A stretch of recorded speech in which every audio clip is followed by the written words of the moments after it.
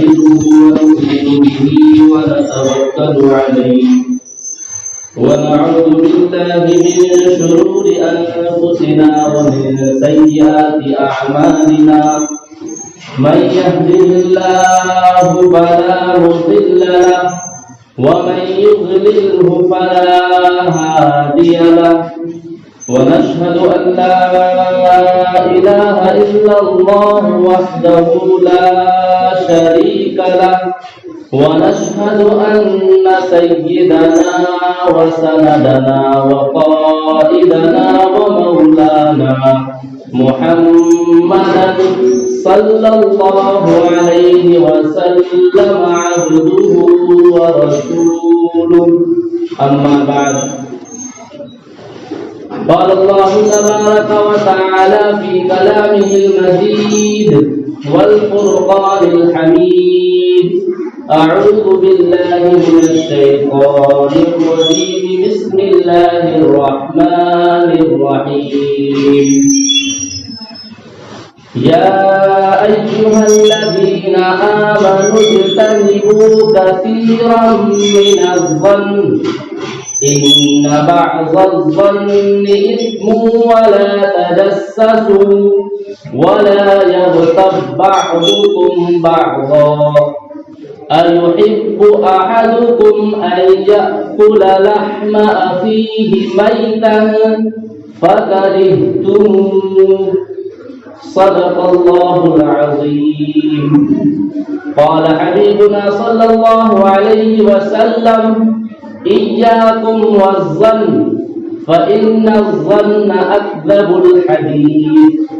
وقال رسول الله صلى الله عليه وسلم ظنوا بالمؤمن خيرا أو كما قال عليه الصلاة والسلام. معزز مکرم سامعین کرام اور گھروں میں سننے والی پردہ نشی ماں بہنیں،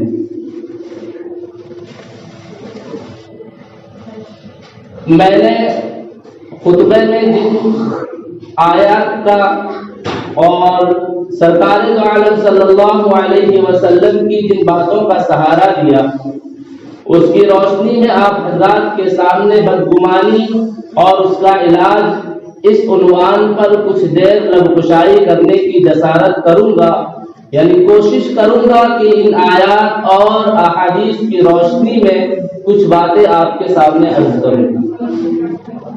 میں نے قرآن کریم کی آیات پڑھی، اس میں اللہ رب العزت فرما رہے ہیں یا ایھا الذین آمنوا، اے ایمان والو، اجتنبوا کثیرا من الظن، کہ بہت سی بدگمانیوں سے بچ جاؤ، اس لیے کہ کئی ایسی بدگمانیاں ہیں جو گناہ کا سبب بن جاتی ہیں.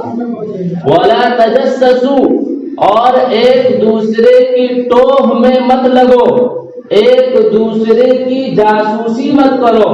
وَلَا يَغْتَبْ بَعْضُكُمْ بَعْضًا، اور ایک دوسرے کی غیبت برائی نہ کرو.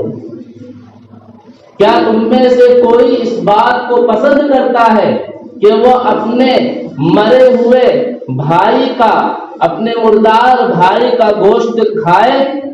نہیں پسند کرو گے. پھر میں نے آپ صلی اللہ علیہ وسلم کی حدیث پڑھی جس میں آپ نے فرمایا کہ مومن کے ساتھ حسن ظن رکھو، اس کے ساتھ اچھا گمان کرو. بدگمانی یہ ایک ایسی بیماری ہے جس کی وجہ سے ایک بھائی دوسرے بھائی سے الگ ہو جاتا ہے. بدگمانی یہ ایک ایسی بیماری ہے جس سے ایک شاگرد اپنے استاد سے الگ ہو جاتا ہے. بدگمانی یہ ایک ایسی بیماری ہے جس کی وجہ سے ایک ساس اپنے بہو سے دور ہو جاتی ہے اور ایک بہو اپنے ساس سے دور ہو جاتی ہے. بدگمانی یہ ایک ایسی بیماری ہے جس کی وجہ سے عوام اپنے اکابر، اپنے امام، اپنے علماء، اپنے صلحاء اور اپنے اکابرین سے بدگمان ہو کر ان کے فیوز و برکات سے دور ہو جاتی ہے. بدگمانی یہ عیب جوڑی کا سبب ہے. بدگمانی اس کی وجہ کبر ہے، اور جب دل میں کبر ہوتا ہے تو یہ چیزیں پیدا ہوتی ہیں۔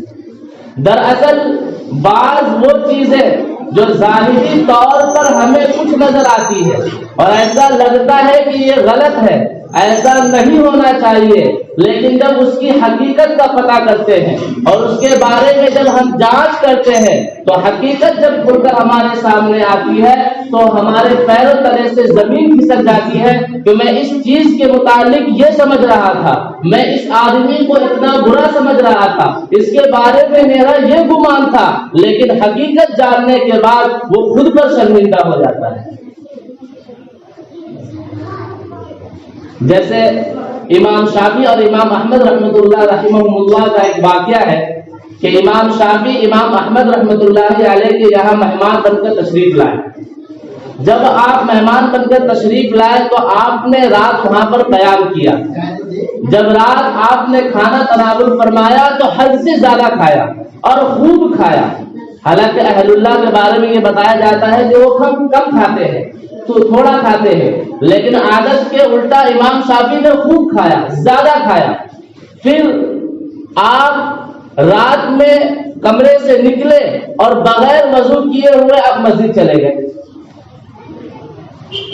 امام احمد کی جو بیٹی تھی انہوں نے اپنے والد سے امام احمد سے سوال کیا، کیا یہ وہی بزرگ ہیں جن کے بارے میں آپ ہمیں قصہ سناتے تھے کہ یہ اتنے بڑے اللہ والے ہیں، یہ ایسی نمازیں پڑھتے ہیں، ایسی تہجدیں کرتے ہیں؟ میں نے تو ان کا کل حال دیکھا کہ یہ کھانا کھانے بیٹھے تو بہت زیادہ کھائے، حالانکہ اللہ والے کم کھاتے ہیں۔ میں نے رات میں ان کے لیے لوٹے میں پانی رکھا تاکہ یہ وضو کر کے رات میں نمازیں پڑھیں گے، پانی ویسا کا ویسا ہی پڑا رہ گیا اور یہ سیدھے مسجد کی طرف چل دیے، انہوں نے ایسے ہی فجر کی نماز پڑھ لی۔ ان کی بیٹی کے دماغ میں بدگمانی پیدا ہوئی امام شافعی رحمۃ اللہ علیہ کے تعلق سے، لیکن امام احمد رحمۃ اللہ علیہ نے جب اس بات کو حضرت امام شافعی کے پاس رکھی اور جب امام شافعی نے اس کی حقیقت بتائی تو ماجرا ہی الٹا ہو گیا۔ امام شافعی نے فرمایا، میں عموماً کھانا کم کھاتا ہوں، لیکن آج میرا میزبان ایک امام ہے، آپ ہیں، آپ کریم ہیں اور آپ کی روزی حلال ہے اور آپ کے کھانے میں مجھے نور نظر آیا، اور کریم کا کھانا یہ بیماریوں کا علاج ہوتا ہے، بیماروں کا علاج، مریضوں کا علاج ہوتا ہے، تو میں نے ایسا کھانا دوبارہ نصیب نہ ہو اس وجہ سے برکت حاصل کرنے کے لیے میں نے آپ کے یہاں معمول سے زائد کھانا کھایا۔ امام صاحب نے فرمایا، ٹھیک ہے، میری بیٹی نے لوٹا میں پانی رکھا، پانی ویسا کا ویسا رہ گیا اور آپ فجر کی نماز کے لیے نکل گئے، رات میں آپ نے قیام نہیں کیا۔ تو حضرت فرماتے ہیں، دراصل میں پوری رات سویا ہی نہیں، میں جیسے ہی بستر پر لیٹا کچھ مسائل میرے ذہن میں آنے لگے، تقریباً میں نے ایسے 72 مسائل کا استنباط کیا اس رات میں جس سے پوری امت کو آج فائدہ ہو رہا ہے۔ یعنی وہ پوری رات مسائل کے استنباط میں گزار دیے اور اسی سوچ فکر میں تھے کہ فجر کی اذان ہوئی اور وہ سیدھا چل دیے، یعنی انہیں وضو کرنے کی ضرورت نہیں پڑی، عشاء کے ہی وضو سے انہوں نے فجر کی نماز پڑھی۔ ظاہری طور پر ایک شخص کو دیکھ کر اس کے بارے میں غلط گمان ان کی بیٹی کے ذہن میں آیا، ظاہری چیز کو دیکھ کر، لیکن حقیقت کا جب پتہ چلا تو کچھ اور ہی ہے۔ اسی طرح ایک بیٹے کے بعد اس کا باپ جاتا ہے اور کہتا ہے، بیٹا مجھے ایک سیب دے دو۔ اس بیٹے کے ہاتھ میں 2 سیب ہیں، ایک کو وہ کھا رہا تھا، باپ کے مانگتے ہی اس نے دوسرے پہ بھی ہاتھ لگا دیا۔ ظاہری طور پر اس کے باپ نے دیکھا اور کہا، بیٹا کتنا بدتمیز ہے، میں نے مانگا تو ایک صحیح سالم سیب جو پڑا تھا مجھے دے دیتا۔ بعد میں بیٹا کہتا ہے، ابو یہ والا ٹھیک نہیں ہے، جو میں پہلے سے کھا رہا تھا یہی اچھا، یہ لے لیجیے۔ یعنی وہ اس بات کو جاننے کے لیے دوسرے سیب پر ہاتھ لگایا کہ اس میں سے اچھا کون ہے اور برا کون ہے۔ تو کسی بھی چیز کی ظاہری صورت کو دیکھ کر ہم اس کو پرکھا نہ کریں۔ ایک شخص کمپنی میں ملازم تھا، نیا آیا تھا اور اس کے سامنے والے بیچ پر یا سامنے والی سیٹ پر ایک انگریز تھا۔ اس نے اس کو خوب بلایا، آواز دیا، اس کے ساتھ مذاق مستی کرنے کی کوشش کی، لیکن وہ پیچھے دیکھ ہی نہیں رہا تھا۔ پھر اس آدمی کے ذہن میں اس کے بارے میں برا گمان آ گیا کہ یار ایک ایسا آدمی ہے، میں اس کو بلا رہا ہوں، اس سے مذاق کرنے کی کوشش کر رہا ہوں، یہ پیچھے دیکھ ہی نہیں رہا ہے، برا گمان آیا۔ لیکن جیسے ہی وہ شخص جانے لگا، وہ انگریز تو اشارے سے اس کو کہتا ہے یعنی میں کچھ بھی سن نہیں سکتا ہوں، میں کچھ بھی سن نہیں سکتا ہوں۔ تو ظاہری طور پر پہلے اس کے بارے میں دماغ میں برا گمان آیا، لیکن حقیقت کا پتہ چلا تو اس سے خود پر شرمندہ ہونا پڑا۔ یہ بات میں اس لیے بیان کر رہا ہوں کہ آج کا جدید نوجوان طبقہ جنہیں تھوڑی بہت دین سے دلچسپی ہو جاتی ہے تو وہ اپنے اکابرین سے علماء پر اعتراض شروع کر دیتے ہیں، ان سے بدگمانیاں کرنا شروع کر دیتے ہیں، اور ایک عام آدمی ہونے کے باوجود اپنے عالموں کی اصلاح کرنے چل دیتے ہیں۔ ایک عام آدمی کا اپنے علماء کی اصلاح کرنا یہ ایسا ہے جیسے کہ شاہ حکیم محمد اختر رحمہ اللہ فرماتے ہیں کہ ایک مرتبہ ایک چوہے نے ایک اونٹ کی نکیل پکڑی اور اسے لے کر چلنے لگا، اس کی رہنمائی کرنے لگا، یعنی چوہا اونٹ کو راستہ دکھا رہا ہے۔ اونٹ نے بھی کہا چلو، چوہا کہاں تک مجھے راستہ دکھاتا ہے، چلتے ہیں اس کے پیچھے۔ چلتے چلتے چلتے چلتے راستے میں نہر آ گئی، جب نہر پر پہنچا تو چوہا رک گیا، تو اونٹ کہتا ہے کہ بھائی چلو آگے بھی میری رہنمائی کرو، پار کراؤ راستہ مجھے، آپ تو خشکی میں میرا ساتھ دیے تھے، یہاں پر نہر میں بھی میرا ساتھ دو۔ تو چوہا کہتا ہے بھائی اس کے آگے جانے کی طاقت نہیں ہے۔ اونٹ اپنا ایک قدم پانی میں رکھتا ہے تو پانی اس کے گھٹنے کے بل آ جاتا ہے، تو چوہا کہتا ہے بھائی اس میں اتنا پانی ہے کہ میری کئی پشتیں ڈوب جائیں گی۔ تو یہاں پر نصیحت نکالنے والوں نے کہا کہ ایک عام آدمی کا علماء کی اصلاح کرنا ایسا ہی ہے، علماء کا مقام جہاں ہے وہاں تک ایک عام آدمی کو پہنچنے میں اس کی پشتیں ڈوب جائیں گی۔ بچے آواز نہ کریں۔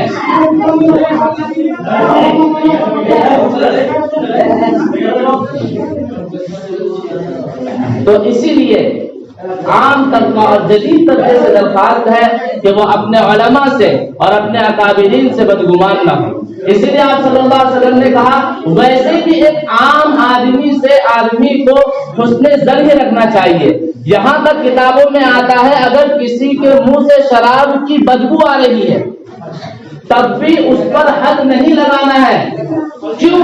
جب تک وہ اقرار نہ کر لے کہ میں نے خود پیا ہے، یہ احتمال وہاں پر باقی ہے کہ کسی نے زبردستی پکڑ کر اسے شراب پلا دی ہو اور وہ پینا نہ چاہ رہا ہو۔ اگر کسی پر شراب کی بوندیں ٹپک رہی ہے اور اس کی داڑھیوں میں شراب کی بوندیں لگی نظر آ رہی ہے، پھر بھی ہمیں یہ حق نہیں ہے کہ یہ شرابی ہے ایسا کہنے کا۔ کیوں؟ ہو سکتا ہے وہ ایسی جگہ سے گزر رہا ہو جہاں پر شراب کی بوتلیں پھوٹی اور وہ چیزیں اڑ کر اس کی داڑھیوں میں لگ گئی۔ تو ہمارا اکابرین فرماتے ہیں کہ اللہ تعالیٰ بدگمانی پر کل قیامت کے دن سوال کھڑے کر دے گا اور کہے گا کہ دلیل پیش کرو کہ تم نے میرے بندے کے بارے میں یہ بدگمانی کیوں پیدا کی۔ اب وہاں پر آدمی پھنس جائے، دلیل پیش کرنی پڑے گی کہ آپ نے اس شخص کو ایسا کیوں سمجھا، دلیل دو۔ لیکن حسن ظن رکھنے میں کوئی سوال نہیں، اس لیے کہ حسن ظن کا امر ہے، ظنوا بالمؤمنین خیرا۔ تو یہاں مفت میں جو علم مل رہا ہے اسے چھوڑ کر مفت میں ہم وبال اپنے اوپر لے رہے ہیں۔ بدگمانی کرنے سے کچھ نہیں ملے گا، لیکن حسن ظن رکھنے سے نیکی ضرور ملے گی۔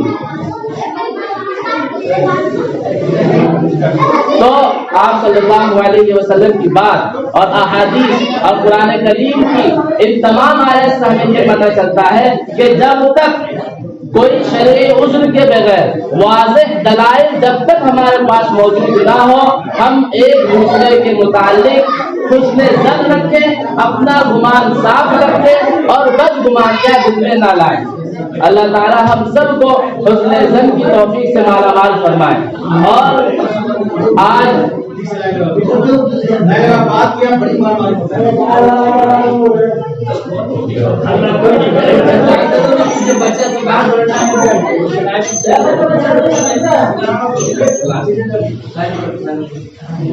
اور ایک بات یہ عرض کرنی ہے کہ آج جیسے ہمارے گاؤں میں ہمارے ایک دادا محسن دادا اس دنیا سے چلے گئے، جیسا کہ میں نے نئے سال کی ابتدا میں بھی آپ سے کہا تھا کہ آئندہ سال آتے آتے کتنے لوگ ہمارے درمیان میں رہیں گے یہ ہم نہیں کہہ سکتے، اور کتنے لوگ آئندہ سال تک وہاں پہنچ جائیں گے اس کے بارے میں بھی ہمیں نہیں پتا ہے۔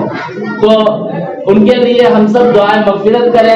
جسے قل اللہ احد یاد ہے فوراً ہی اللہ تعالیٰ کے بارگاہ میں 3 بار قل اللہ پڑھ کر ان کو بخش دے، اللہ تعالیٰ ان کے درجات بلند فرمائے، ان کے سیئات کو درگزر کر دے، حسنات کو قبول فرما لے، اور اللہ تعالیٰ ان کی اولاد کو ان کے لیے صدقہ جاریہ بنائے، ان کے اولاد کو نیک بنائے، اور ان کو ایسے اعمال کی توفیق دے جو اعمال ان کو آخرت میں مدد کرے، ان کی اس کے لیے معین ثابت ہو۔